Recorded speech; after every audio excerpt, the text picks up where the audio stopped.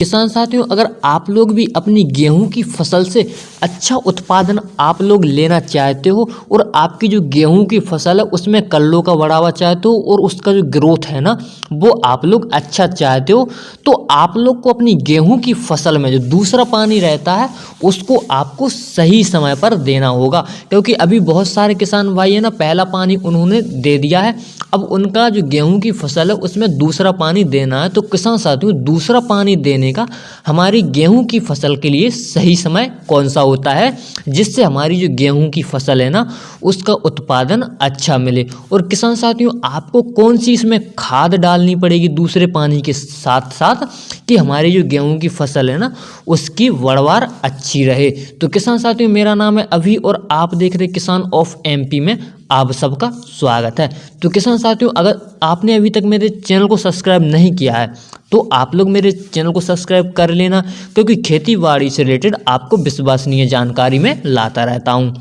तो किसान साथियों, हमारी जो गेहूं की फसल है ना उसमें पहला पानी आप लोग देते हो 20 से लेकर के 25 दिन और 30 दिन के बीच आप लोग उसमें देते हो। हमारी जो गेहूं की फसल है ना 20 से और 25 और 30 दिन की हो जाती है तब हम उसमें पहला पानी देते हैं किसान साथियों।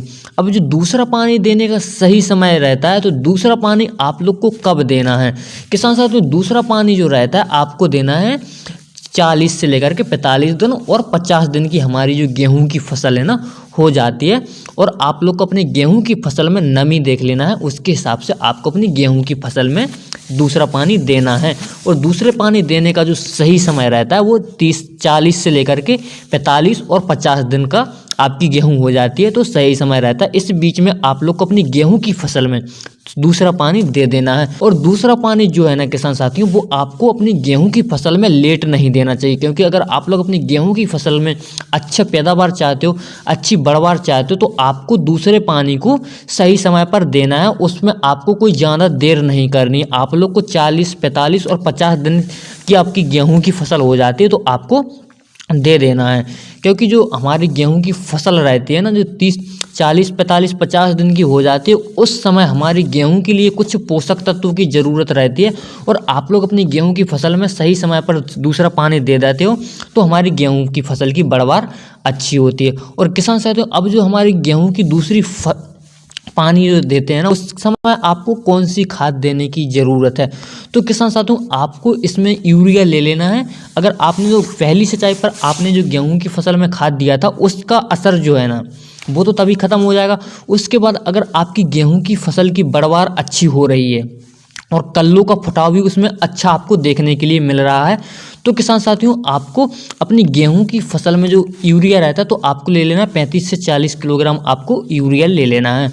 और उसके अलावा आपको कोई खाद लेने की आवश्यकता नहीं है अगर आपकी गेहूं की फसल में फुटाव और बढ़वार आपकी अच्छी हो रही है। और अगर किसान साथियों आपकी जो गेहूं की फसल है ना उसमें बढ़वार और फुटाव नहीं हो रहा है, तो आपको यूरिया के साथ आपको ले लेना है टोकी। जो टोकी रहता है आपको 4 से 5 किलोग्राम प्रति एकड़ के हिसाब से यूरिया के साथ मिला करके आपको अपनी गेहूं की फसल में डाल देना है। और किसान साथियों, अगर आपकी जो गेहूं की फसल है ना आपने जो टोकी वगैरह और कोई सागर का या कोई भी आपने ह्यूमिक एसिड वगैरह पहले ही डाल रखा है ना और आपकी गेहूं की फसल में बढ़वार फिर भी नहीं हो रही है, तो किसान साथियों आपको क्या करना है, आपको अपनी गेहूं की फसल में NPK 19-19 ले लेना है और 1 से 1.5 किलोग्राम आपको NPK 19-19 लेना है। ठीक है किसान साथियों, और आपको उसको 150 से लेके 200 लीटर पानी में घोल करके आपको प्रति एकड़ के हिसाब से अपनी गेहूं की फसल में स्प्रे कर देना है। जिससे क्या है ना आपकी जो गेहूं की फसल है ना उसमें हरापन आ जाएगा और कल्लों का फुटाव भी उसमें अच्छा होगा और हमारी गेहूं की फसल है ना उसका ग्रोथ आपको शानदार देखने के लिए मिलेगा।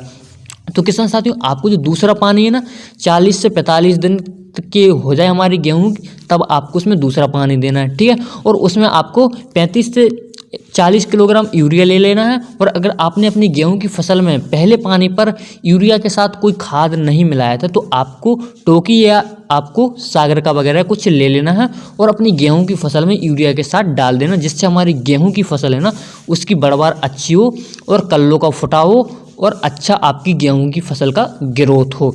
तो किसान साथियों, और मैंने आपको जो NPK का बताया ना, तो आप मेरे चैनल पर विजिट करेंगे ना तो इसके लिए NPK का आपको एक वीडियो मिल जाएगा, जो कि उसमें मैंने सारी डिटेल्स में बताया, तो आप लोग उसको देख लेना।